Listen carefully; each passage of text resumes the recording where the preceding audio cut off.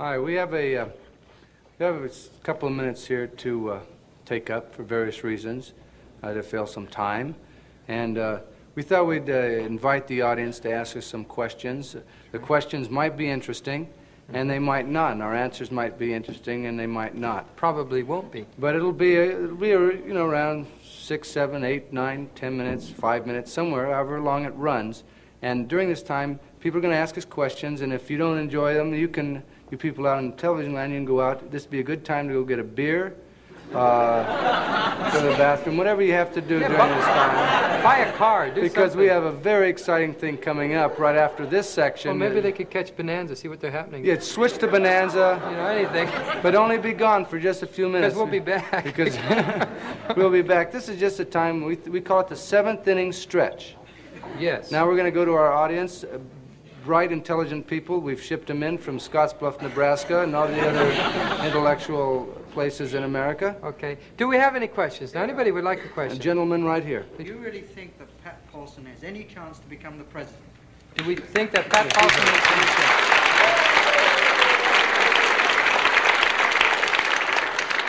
chance? I think he has a great chance of becoming president. Not a great chance. Quite frankly, he could probably pull around from 2 million to 5 million votes here in the country, which is a substantial amount. He also could probably have pulled more if he was allowed to have said more on the show. Oftentimes we have problems with giving out thoughts because they sometimes make people think. I think since people are not used to us having mustaches and you with your longer hair, I think you really look good. I think that we ought to have our director get a close-up on each one of us, and we'll look out at you people in television land, and you can look at us for a couple minutes, then we'll see what each other looks like. Turn your head, full profile. I'll do my own close-up. Okay. He's a real producer. You people are coming back from your beers? We're still wondering here. What's happening? This is it. Any other questions? This lady here has been really just stretching. She's just tired, that's all. One of you gentlemen is a wonderful gymnast, if I remember correctly. Which one of you is it? And when are you going to perform it? Okay, Tom, answer that. Say, yes, I am the wonderful gymnast. Oh, you are? No, you. No, my brother is the gymnast. I was a gymnast, but middle age has crept in. I can hardly move anymore. Do you want to do a handstand? Not really. Yeah, come on, let's go.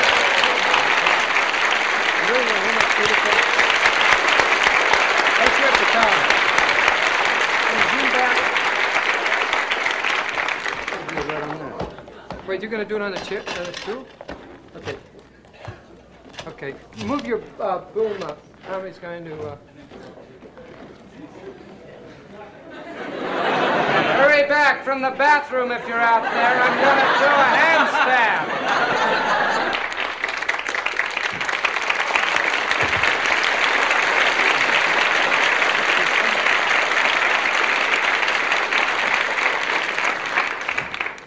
Well, as he said... Oh, by the way, while we're talking about this... I used to be a gymnast. You know, we get a lot of letters. Since we're wrapping now, a lot of people we get letters coming in, and the industry, television industry, feels very strongly about letters that are derogatory in nature.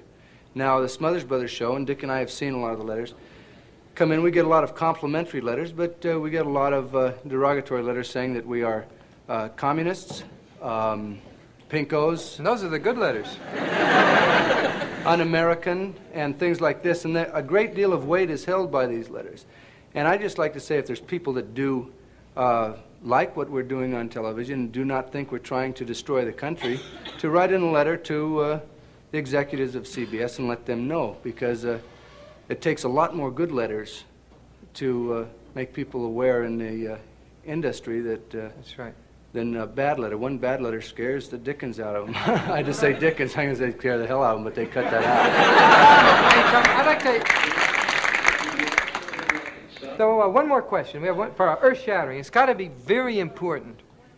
Who does have the last say-so on your show, the censors or do you? Who has the No, last wait, say-so on yeah. our show? The question was, who has the last say-so after we do a show? Who has the final word on what goes on a television show and what goes off? Well, in the spirit of public interest, Public information. it seems to be one of the reasons we're sitting here talking now instead of doing a show. It doesn't look like it rests very strongly with us. I don't think it's ever... I think that the American public has the right to have into their homes the type of entertainment that Dickie and I or any producer of a television show within the realms of good taste.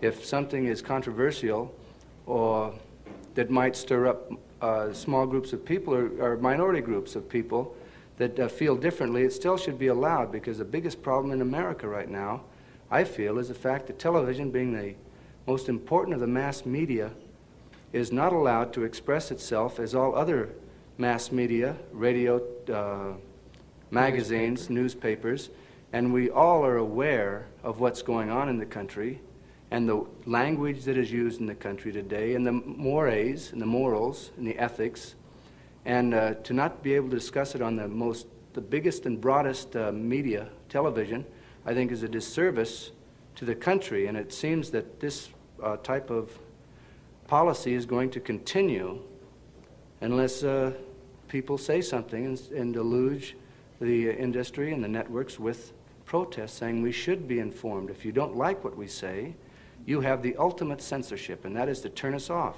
or to turn any program off. But the right for us not to allow even to give our viewpoints to other people who are interested in hearing it is contrary, I think, to the principle of our country and to the principle that makes the world go round.